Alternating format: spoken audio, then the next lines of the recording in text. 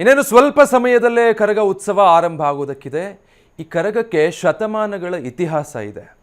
ಅದರ ಜೊತೆಗೆ ಬೆಂಗಳೂರು ಬೆಸೆದುಕೊಂಡಿರುವ ರೀತಿ ಪಾರಂಪರಿಕವಾಗಿ, ಸಾಂಸ್ಕೃತಿಕವಾಗಿ ಶಕ್ತಿ ಮತ್ತು ಭಕ್ತಿ ಜೊತೆಗೆ ಪರಂಪರೆ ಎಲ್ಲವನ್ನೂ ಸಾರುವಂಥ ಮಹತ್ವ ಈ ಕರಗ ಉತ್ಸವಕ್ಕಿದೆ. ಇದರ ಬಗ್ಗೆ ಮಾತಾಡೋದಕ್ಕೆ, ಇನ್ನಷ್ಟು ತಿಳಿಸ್ಕೊಡೋದಕ್ಕೆ ನನ್ನ ಜೊತೆಗೆ ಗೆಸ್ಟ್ಗಳು ಸ್ಟುಡಿಯೋದಲ್ಲಿದ್ದಾರೆ. ಮೊದಲು ಅವರನ್ನು ಕಾರ್ಯಕ್ರಮಕ್ಕೆ ಸ್ವಾಗತ ಮಾಡ್ಕೊಳ್ತೀನಿ. ಮೊದಲನೇದಾಗಿ ಕರ್ನಾಟಕ ರಾಜ್ಯ ವಹ್ನಿಕುಲ ಕ್ಷತ್ರಿಯ ಸಂಘದ ಮುಖಂಡರು ಗೋವಿಂದರಾಜು ಎಂ ಅವರು. ಸರ್ ನಮಸ್ತೆ, ಕಾರ್ಯಕ್ರಮಕ್ಕೆ ಸ್ವಾಗತ. ಇನ್ನು ಧರ್ಮರಾಯ ಸ್ವಾಮಿ ದೇಗುಲದ ಮಾಜಿ ಅಧ್ಯಕ್ಷರು ಟಿ ಎಂ ಮನೋಹರ ಅವರು. ಸರ್ ನಮಸ್ತೆ, ಕಾರ್ಯಕ್ರಮಕ್ಕೆ ಸ್ವಾಗತ. Thank you sir. ಮೊದಲು ನಿಮ್ಮಿಂದ ಮಾತಾರಂಭಿಸ್ತೀನಿ. ನಾವೀಗಷ್ಟೇ ನೋಡ್ತಾ ಇದ್ವಿ, ಈಗಾಗಲೇ ಧರ್ಮರಾಯ ಸ್ವಾಮಿ ದೇವಸ್ಥಾನದ ಬಳಿ ಆ ವಿಜೃಂಭಣೆ, ಆ ವೈಭವ ನಾವು ನೋಡ್ತಾ ಇದ್ವಿ. ಈಗಾಗಲೇ ಪೂಜೆಗಳು ಆರಂಭ ಆಗಿದೆ.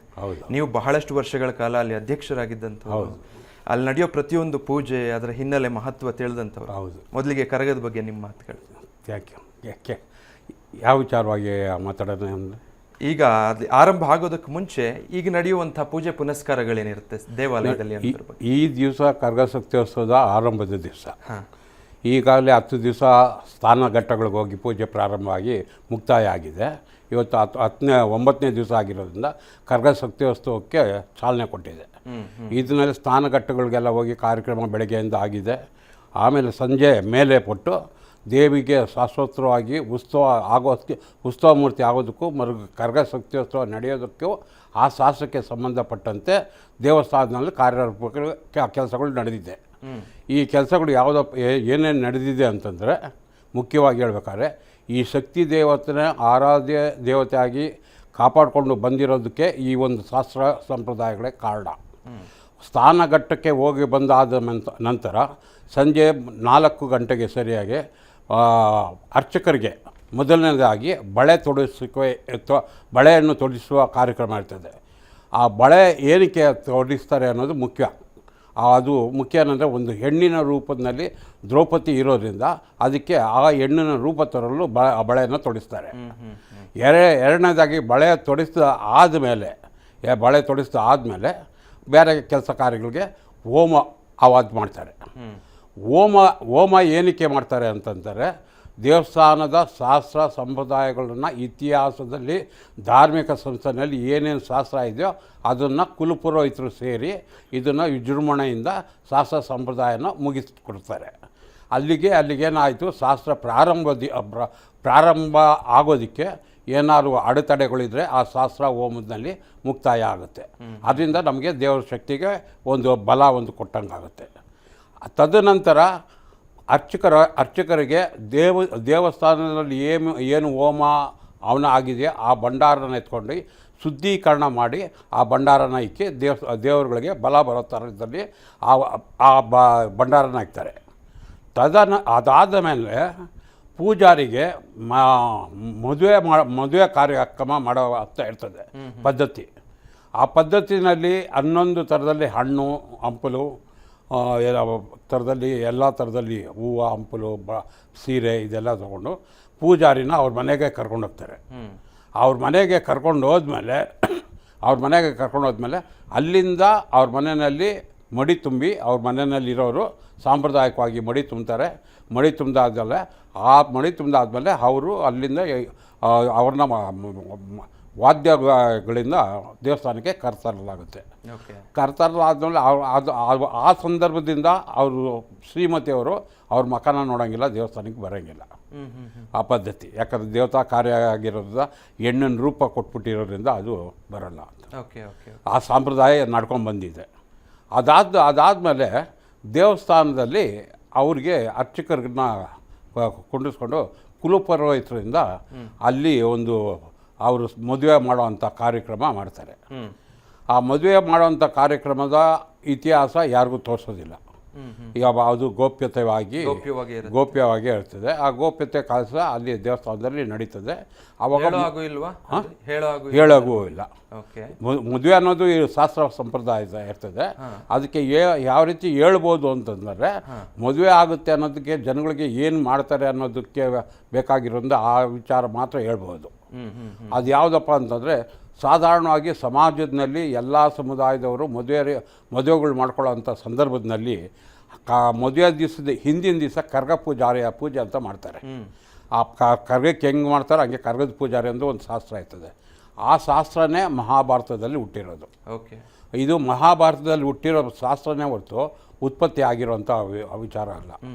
ಆ ಒಂದು ವಿಚಾರದಲ್ಲೇ ಈ ಗೌಡರು, ಗಣಾಚಾರಿಗಳು, ಕುಲಸ್ರು, ವೀರಕುಮಾರರು ಇವರೆಲ್ಲನೂ ಹುಟ್ಟಿರೋದು ಆ ದೇವಿಯ ಆಶೀರ್ವಾದದಿಂದಾನೆ. ದೇವಿಯ ರಕ್ಷಣೆಗಾಗಿ ಹುಟ್ಟಿರೋದು. ಅದು ಆವಾಗ ಆ ಸಂದರ್ಭದಲ್ಲಿ ಮದುವೆ ಆಗುತ್ತೆ. ಮದುವೆ ಆದಾದಮೇಲೆ ಈಗ ಮದುವೆ ಎಲ್ಲ ಮುಗ್ದಿದೆ. ಈಗ ಮುಗ್ದಿದೆ. ಈಗ ಮುಗ್ದಿರ್ತದೆ. ಇವಾಗ ಹೆಣ್ಣು ರೂಪ ಸಿಕ್ತು. ಓಕೆ, ಅದನ್ನು ಅವರು ದ್ರೌಪದಿ ವಿಚಾರದಲ್ಲಿ ಅರ್ಜುನನ ಕಡೆಯಿಂದ ಅರ್ಜುನ ವಿಗ್ರಹದಿಂದ ದ್ರೌಪದಿಗೆ ತಾಳಿ ಕಟ್ಟುತ್ತಾರೆ. ಯಾಕಂದರೆ ಹೆಣ್ಣಾಗಿ ಇರೋದು ಆ ರೂಪ. ಅವಾಗ ಅರ್ಚಕ ಅಲ್ಲಿಂದ ದ್ರೌಪದಿ ಶಕ್ತಿ ದೇವತೆ, ಆರಾಧ್ಯ ದೇವತೆ ಆಗ್ತಾರೆ. ಓಕೆ ಓಕೆ ಓಕೆ ಸರ್, ಮತ್ತಷ್ಟು ಮಾತಾಡಿಸ್ತೀನಿ ನಿಮ್ಮನ್ನ ಬಗ್ಗೆ. ಇನ್ನು ಗೋವಿಂದರಾಜ್ ಅವರೇ, ನೀವು ಬೆಂಗಳೂರಿಗರಾಗಿ ಹೌದು ಬಹಳ ವರ್ಷದಿಂದ ಕರಗ ನೋಡ್ತಾ ಬರ್ತಾ ಇದ್ದೀರಾ. ಸೊ ಅದರ ಪೌರಾಣಿಕ ಹಿನ್ನೆಲೆ ಮತ್ತು ದೇವಸ್ಥಾನದಲ್ಲಿ ಏನೆಲ್ಲ ಕೈಂಕರ್ಯಗಳಾಗುತ್ತೆ ಅನ್ನೋದನ್ನು ಸರ್ ವಿವರಿಸ್ತಾ ಇದ್ರು. ನೀವು ಕಂಡ ಕರಗದ ಬಗ್ಗೆ ನೀವು ಮೊದಲಿಗೆ ಹೇಳೋದಾದರೆ? ಮೊದಲಿಗೆ ಹೇಳಬೇಕಂತಂದರೆ, ದ್ರೌಪದಿ ವಿಶ್ವದ ಪ್ರಪ್ರಥಮ ಕೃಷ್ಣ ಸುಂದರಿ. ದ್ರೌಪದಿ ನಾನಾ ಹೆಸರುಗಳಿಂದ ಉಚ್ಚಾರಣೆ ಆಗ್ತಕ್ಕಂಥದ್ದು. ಅಜ್ಞಾತವಾಸದಲ್ಲಿದ್ದಂಥ ಸಂದರ್ಭದಲ್ಲಿ ದ್ರೌಪದಿ ವಿರಾಟ ರಾಣಿಗೆ ಬ್ಯೂಟಿಷನ್ ಆಗಿರ್ತಾಳೆ. ಒಳ್ಳೊಳ್ಳೆ ಮಲ್ಲಿಗೆ ಇತ್ಯಾದಿ ಹೂವುಗಳನ್ನು, ಸುಂದರವಾದ ಮಾಲೆಗಳನ್ನು ಕಟ್ಟಿ ಆ ತಾಯಿನ ಅಲಂಕಾರ ಮಾಡ್ತಾ ಇರ್ತಾರೆ. ಮಹಾರಾಣಿನ ಸೈರಂಧ್ರಿ ಅಂತಕ್ಕಂಥ ಹೆಸರಿನಿಂದ ಮಾರು ವೇಷದಲ್ಲಿ ಇರ್ತಾರೆ ಇವರು. ಆಗ ಆ ಅಲಂಕಾರದಿಂದ ತುಂಬ ಸಂತುಷ್ಟವಾದಂಥ ಮಹಾರಾಣಿ ಮಾಲಾ ಸಂಬೋಧಿಸ್ತಾ ಇರ್ತಾರೆ. ಭಾರತದಲ್ಲಿ ಸುಮಾರು ಮುಕ್ಕಾಲು ಭಾಗ ನಮ್ಮ ಸಮುದಾಯವನ್ನು ಮಾಲ್ಗಾರ, ಹೂಗಾರ ಅಂತ ಕರೀತಾರೆ. ಹೂ ಬೆಳೆಯೋದು, ತರಕಾರಿ ಬೆಳೆಯೋದು, ಸೊಪ್ಪು ಬೆಳೆಯೋದು. ಅದರಲ್ಲಿ ವಿಶೇಷ ದ್ರೌಪದಿ ಮಕ್ಕಳು ಹೂ ಬೆಳೆಯೋದು, ಹೂ ಕಟ್ಟಿ ಮಾರಾಟ ಮಾಡಿ ಬದುಕು ಕಟ್ಟಿಕೊಳ್ಳುವಂಥದ್ದು. ಇಂಥ ಒಂದು ನೆಲೆಗಟ್ಟಿನಲ್ಲಿ ಬೆಂಗಳೂರು ಹೂವು ಮಾರಾಟಕ್ಕೆ ಇಡೀ ದೇಶದಲ್ಲಿ ವಿಶೇಷವಾದ ಸ್ಥಾನಮಾನ ಪಡ್ಕೊಂಡಿದೆ. ಇಂಥ ಒಂದು ಹಿನ್ನೆಲೆಯಲ್ಲಿ ಬಂದಿರತಕ್ಕಂಥ ನಾವು ಇವತ್ತು ಕರಗ ಮಾಡ್ತೀವಿ. ಸಂಪೂರ್ಣ ಹೂವು, ಅದರಲ್ಲೂ ಯಾವುದೂ ನಕಲಿ ಹೂವು ಯಾವುದೂ ಬಳಸೋದಿಲ್ಲ. ಆ ಹಾಲು ನೊರೆ ತುಂಬಿದಂಥ ಬಣ್ಣದ ಆ ಮಲ್ಲಿಗೆ ಘಮ ಘಮ ಘಮ ಘಮ ಘಮ ಅಂತಕ್ಕಂಥ ಮಲ್ಲಿಗೆ ಪೂರ್ತಿ ಬೆಂಗಳೂರು ಪೂರ್ತಿ ಅದರ ಪರಿಮಳ ಮುಗ್ತಾ ಇರ್ತದೆ. ಆ ಹುಣ್ಣಿಮೆ ದಿನ, ಚೈತ್ರ ಪೂರ್ಣಿಮೆ ದಿನ ಆ ಕರಗ ನಡ್ಕೊಂಡು ಹೋಗ್ತಾ ಇರ್ತಕ್ಕಂಥ ಸ್ಥಿತಿ, ಆ ಬಾನಲ್ಲಿರ್ತಕ್ಕಂಥ ಚಂದ್ರನೇ ಬಂದು ನರ್ತನ ಮಾಡ್ತಾ ಇದ್ದಾನೇನೋ, ಕುಣಿತಾ ಇದ್ದಾನೇನೋ, ನಲಿತಾ ಇದ್ದಾನೇನೋ, ನಮಗೆಲ್ಲ ಆ ನಲಿವನ್ನು, ನಮಗೆ ಆ ರಸದೌತಣವನ್ನು ಚಂದ್ರ ನಮಗೆ ಉಣಬಡಿಸ್ತಾ ಇದ್ದಾನೇನೋ ಅನ್ನೋ ಹಾಗೆ ಕಾಣುತ್ತೆ. ಇದು ಕ್ಷಾತ್ರ ಪರಂಪರೆ. ನಾವು ದ್ರೌಪದಿ ಮಾತೆಯ ಸೃಷ್ಟಿಯಾದಂಥ ಮಕ್ಕಳು, ಅದೇ ಭಾವನೆ ನಮಗೆ. ಇನ್ನೂ ಒಂದು ಮೂಲಕ್ಕೆ ಹೋಗ್ಬೇಕಾದ್ರೆ, ಮಣಿಕುಲ ಕ್ಷತ್ರಿಯರು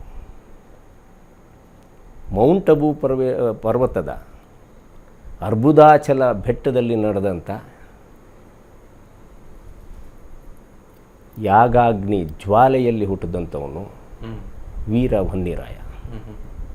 ಬನ್ನಿ ಚಕ್ಕೆಯನ್ನು ಹವಿಸ್ಸಾಗಿ ಕೊಟ್ಟಂಥ ಸಂದರ್ಭದಲ್ಲಿ ವೀರ ವನ್ನಿರಾಯ ಹುಟ್ಕೊಳ್ತಾನೆ. ಆಗ ವೀರ ಬನ್ನಿರಾಯ ಅಂತಲೂ ಸಹ ಹೇಳ್ತಾರೆ. ಓಕೆ ಓಕೆ ಸರ್, ಬಹಳ ಇಂಟ್ರೆಸ್ಟಿಂಗ್ ವಿಚಾರಗಳನ್ನು ಹೇಳ್ತಾ ಇದ್ದೀರಾ. ಬಹಳಷ್ಟು ಜನರಿಗೆ ಗೊತ್ತಿಲ್ಲದಿರುವಂಥ ವಿಚಾರಗಳು. ಕರಗದ ಬಗ್ಗೆ ಸಾಮಾನ್ಯವಾಗಿ ಮನೆಯಲ್ಲಿ ದೊಡ್ಡವರು ಹೇಳ್ಕೊಟ್ಟಷ್ಟು ಅಥವಾ ನಾವೆಲ್ಲೋ ಓದಿದಷ್ಟು, ಹಬ್ಬದ ಸಂದರ್ಭದಲ್ಲಿ ಕೇಳಿದಷ್ಟು ತಿಳ್ಕೊಂಡಿರ್ತೀವಿ. ಅದೆಲ್ಲದಕ್ಕಿಂತಲೂ ಬಹಳ ದೊಡ್ಡದಾದಂಥ ಹಿನ್ನೆಲೆ, ಪುರಾಣ, ಇತಿಹಾಸ, ಅಲ್ಲಾಗುವಂಥ ಒಂದೊಂದು ಆಚರಣೆಗೂ ಕೂಡ ಅದರದ್ದೇ ಆದಂಥ ಅರ್ಥಗಳಿದ್ದಾವೆ. ಅದರ ಬಗ್ಗೆ ಮಾತಾಡ್ತಾ ಹೋಗೋಣ. ಸರ್ ಮನೋಹರ್ ಸರ್, ನೀವು ಓಕೆ, ನಾನು ನಿಮ್ಮನ್ನು ಮಾತಾಡಿಸ್ತೀನಿ. ಅದಕ್ಕೂ ಮುನ್ನ ಒಂದು ಅಪ್ಡೇಟ್ ಸಿಗ್ತಾ ಇದೆ. 10 ಲಕ್ಷ ಜನರಿಂದ ಬೆಂಗಳೂರು ಕರಗ ದರ್ಶನ ಅನ್ನೋ ಸಾಧ್ಯತೆ. ಕರಗ ದರ್ಶನಕ್ಕೆ ತಂಡೋಪತಂಡವಾಗಿ ಜನ ಬರ್ತಾ ಇದ್ದಾರೆ. ಬೆಂಗಳೂರು ಸುತ್ತಮುತ್ತಲಿನ ಜಿಲ್ಲೆಗಳಿಂದಲೂ ಕೂಡ ಆಗಮಿಸ್ತಾ ಇದ್ದಾರೆ ಕರಗ ಉತ್ಸವದ ದರ್ಶನ ಮಾಡೋದಕ್ಕೆ. ಬರೋಬ್ಬರಿ 10 ಲಕ್ಷ ಜನ ಇವತ್ತು ಬೆಂಗಳೂರು ಕರಗದ ದರ್ಶನ ಮಾಡಬಹುದು ಅನ್ನೋ ಸಾಧ್ಯತೆ ಇದೆ. ಕೇವಲ ಬೆಂಗಳೂರಿಗರು ಮಾತ್ರ ಅಲ್ಲ, ಅಕ್ಕಪಕ್ಕದ ಜಿಲ್ಲೆಗಳಿಂದ ಕೂಡ ತಂಡೋಪತಂಡವಾಗಿ ಜನ ಬರ್ತಾ ಇದ್ದಾರೆ. ಬೆಂಗಳೂರು ಸುತ್ತಮುತ್ತಲಿನ ಜಿಲ್ಲೆಗಳಿಂದ ಹೆಚ್ಚಿನ ಸಂಖ್ಯೆಯಲ್ಲಿ ಜನ ಆಗಮಿಸ್ತಾ ಇದ್ದಾರೆ. ಬಹಳ ದೊಡ್ಡ ಸಂಖ್ಯೆಯಲ್ಲಿ, ಲಕ್ಷಾಂತರ ಸಂಖ್ಯೆಯಲ್ಲಿ ಇವತ್ತಿನ ಕರಗ ಉತ್ಸವವನ್ನು ಕಣ್ತುಂಬಿಕೊಳ್ಳೋದಕ್ಕೆ ಜನ ಕಾತರರಾಗಿದ್ದಾರೆ. ಸೊ ಮನೋಹರ ಸರ್, ನೀವು ಇದಕ್ಕೆ ಮುಂಚೆ ಹೇಳ್ತಾ ಇದ್ರಿ, ಬಹಳ ಸ್ವಾರಸ್ಯಕರ ವಿಚಾರಗಳನ್ನು ಹೇಳ್ತಾ ಇದ್ರಿ. ಅದ್ರ ಬಗ್ಗೆ ಇನ್ನಷ್ಟು ತಿಳ್ಕೊಳ್ಬೇಕು ಅಂತ ಅನ್ಸುತ್ತೆ. ಪ್ರಮುಖವಾಗಿ ಪುರೋಹಿತರ ಮದುವೆ ವಿಚಾರದ ಬಗ್ಗೆ ನೀವು ಹೇಳ್ತಾ ಇದ್ರಿ. ಅದರ ಹಿನ್ನೆಲೆ ಸಂಪೂರ್ಣವಾಗಿ ಬಿಡಿಸಿ ಹೇಳ್ಬೋದಾ? ಇದು ಒಂದು ಈ ದ್ರೌಪದಿ ದೇವಸ್ಥಾನದ ಧಾರ್ಮಿಕ ವಿಚಾರದಲ್ಲಿ ಸ್ವಲ್ಪ ಗೋಪ್ಯತೆಗಳಿದೆ. ಈ ಗೋಪ್ಯತೆಗಳನ್ನೇ ಬಿಡಿಸಿ ಆಚರಣೆಯಲ್ಲಿ ಹೇಳಬೇಕಾಗಿರೋ ವಿಚಾರ ಪಡೋದಲ್ಲ. ಯಾಕಂದರೆ ಇದು ಗೋಪ್ಯತೆನ ಕಾಪಾಡ್ಕೊಂಡು ಬಂದಿರೋ ಕಾರಣದಿಂದ ಇದುವರೆಗೂ ನಡ್ಕೊಂಡು ಬರ್ತಾ ಇದೆ. ಅಂದರೆ ಅದಕ್ಕೆ ಇಂಥದ್ದೇ ಕಾರಣ ಅಂತೇನಾದರೂ ಇದೆಯಾ, ಗೌಪ್ಯತೆ ಕಾಪಾಡ್ಕೊಳ್ಳೋದು? ಹೌದು. ಗೋಪ್ಯತೆ ಕಾಪಾಡ್ಕೊಳ್ಳೋದು ಅಂತಂತಂದರೆ ಯಾವ ರೀತಿ ಅಂತಂದರೆ, ಕರಗ ಶಕ್ತಿಯೋತ್ಸವ ಯಾವ ರೀತಿ ನಡೀತದೆ, ಯಾವ ರೀತಿ ಮಾಡ್ತಾರೆ, ಯಾವ ರೀತಿ ಉತ್ಪತ್ತಿ ಮಾಡ್ತಾರೆ, ಯಾವ ರೀತಿ ಬೆಳವಣಿಗೆ ಆಗ್ತದೆ ಅನ್ನೋದೆಲ್ಲನೂ ಗೋಪ್ಯತೆ. ಅದನ್ನು ಸಾಂಪ್ರದಾಯಕ್ಕೆ ನಡವಳಿಕೆ ನಡೆಯೋ ರೀತಿ ಹೇಳ್ತಾ ಇರಲ್ಲ, ಅದು ತಿಳಿಸಿದ್ರೆ ಎಲ್ಲರಿಗೂ ಸಮಾಜಕ್ಕೆ ಒಂದು ಒಳಿತು. ಕಾರಣ ಏನಂತಂದರೆ, ಇದೊಂದು ದೇವತೆಯ ಶಕ್ತಿ ಯಾವ ರೀತಿ ಬಂತು, ಹೆಂಗೆ ಬಂತು ಅನ್ನೋದಕ್ಕೆ ಸಮಾಜಕ್ಕೆ ಗೊತ್ತಾಗಿದ್ರೆ ಆವಾಗ ಈ ಒಂದು ವಿಚಾರ ಇದೆ ಅನ್ನೋದು ಸಮಾಜ ಒಂದು ಸಂಪ್ರದಾಯ ಅನ್ನೋದು ಗೊತ್ತಾಗ್ತದೆ ಅನ್ನೋ ವಿಚಾರಕ್ಕೆ ಮಾತ್ರ ಆ ವಿಚಾರಗಳು ಮಾತ್ರ ಹೇಳೋಕ್ಕೆ ಇಷ್ಟಪಡ್ತೀನಿ. ಅದರಲ್ಲಿ ಆ ವಿಚಾರಗಳು ಮಾತ್ರ ಇಷ್ಟಪಡ್ತೀನಿ. ಯಾಕಂದರೆ ಕರ್ಗ ಬಂತು, ಏನೋ ಬಂತು, ಹೋಯ್ತು ಅಂತ, ದೇವ್ರ ದರ್ಶನ ಬಂತು ಅಂತ ಸಮಾಜ ತಿಳ್ಕೊಂಡಿದ್ದಾರೆ, ಬರ್ತಾರೆ ಭಕ್ತಿಪೂರ್ವಕವಾಗಿ. ಇವರುಗಳು ಆ ರೀತಿ ಬರೋದು, ಮಾಡೋದು, ಹೋಗೋದಕ್ಕೆ ಒಂದು ಕಾರಣ ಇದೆ.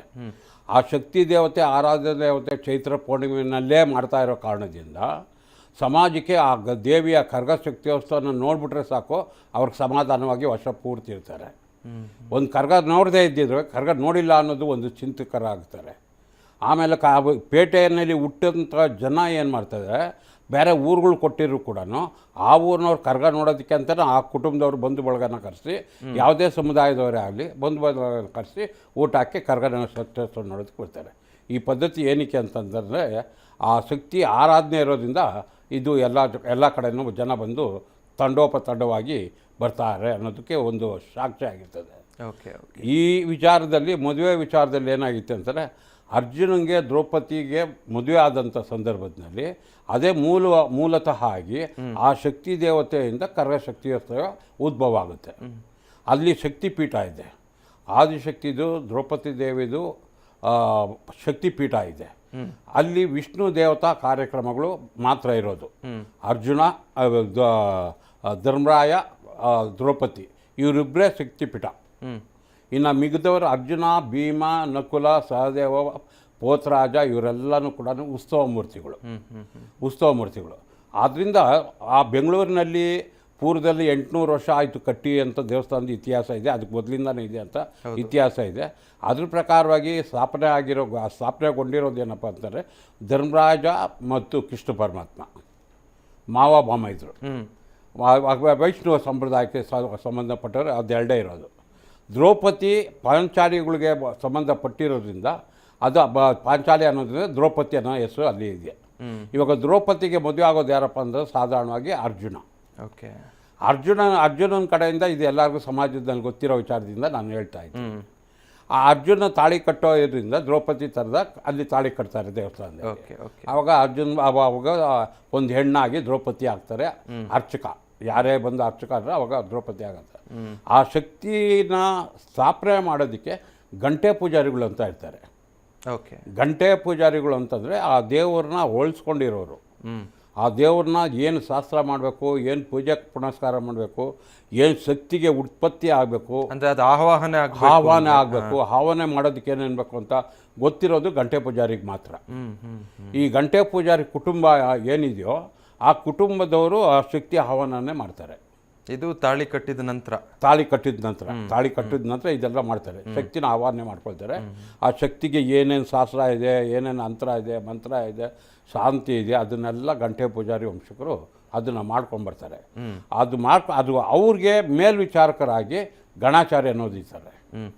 ಗಣಾಚಾರ್ಯ ಅವರು ಇರೋದು ಏನಕ್ಕೆ ಅಂತಂದರೆ, ಅರ್ಚಕ, ಗಂಟೆ ಪೂಜಾರಿ, ಗಣಾಚಾರಿ ಈ ಮೂವರು ಒಂದು ಸರ್ಕಲ್ ಆಗ್ತಾರೆ. ಈ ಮೂವರು ಒಂದು ಸರ್ಕಲ್ ಆದಮೇಲೆ ಯಾರ್ಯಾರು ಏನೇನು ಮಾಡ್ತಾರೆ ಅನ್ನೋದನ್ನು ನಿಗಾ ಹಾಕ್ತಾರೆ.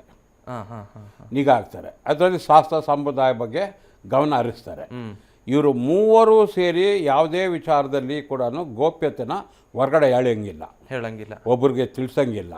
ಮನೆಯಲ್ಲಿ ಕುಟುಂಬದಲ್ಲಿ ಎಂತಿ ಸಂಸಾರ ತಂದೆ ತಾಯಿ ಯಾರಿದ್ರು ಕೂಡ ಯಾರೂ ಕೂಡ ಇದು ತಿಳಿಸಂಗಿಲ್ಲ, ಆ ಗೋಪ್ಯತೆನ ಮಾತ್ರ. ಆ ಗೋಪ್ಯತೆನ ತಿಳಿಸಿದ್ರೆ ಅವ್ರಿಗೆ ಕೆಡುಕು ಅನ್ನೋದು ಒಂದು ಶಾಸ್ತ್ರ ಇದೆ. ಆ ಗೋಪ್ಯತೆಯಿಂದ ನಡ್ಕೊಂಡು ಬರ್ತಾ ಇರೋದ್ರಿಂದ ಇವತ್ತವರೆಗೂ ಕೂಡ ಶಾಸ್ತ್ರ ಸಂಪ್ರದಾಯದಿಂದ ಜನ ಬರ್ತಾರೆ. ಯಾವುದೇ ಒಂದು ಉತ್ಸವ ನಡೀತದೆ ಅಂತಾರೆ, ಇಷ್ಟೊಂದು ಲಕ್ಷ ಜನಕ್ಕೆ ಆಮಂತ್ರಣ ಇಲ್ಲ. ಹೌದು, ಆಮಂತ್ರಣ ಇಲ್ದಿರೋ ಜನ ಬರ್ತಾ ಇದ್ದಾರೆ ಅನ್ನೋದಕ್ಕೆ ಕಾರಣ ಒಂದು ಚೈತ್ರ ಪೌರ್ಣಮಿನಲ್ಲಿ ಕರಗ ಆಗುತ್ತೆ ಅನ್ನೋದು ಒಂದೇ ಕಾರಣ. ಅದಕ್ಕೆ ನಮ್ಮಲ್ಲಿ ನೀವು ನೋಡಿ ಎಲ್ಲ ಊರ ಕಡೆಯಲ್ಲಿ ಕೂಡ ಪತ್ರಿಕೆಗಳೆಲ್ಲ ಹಂಚ್ತಾರೆ.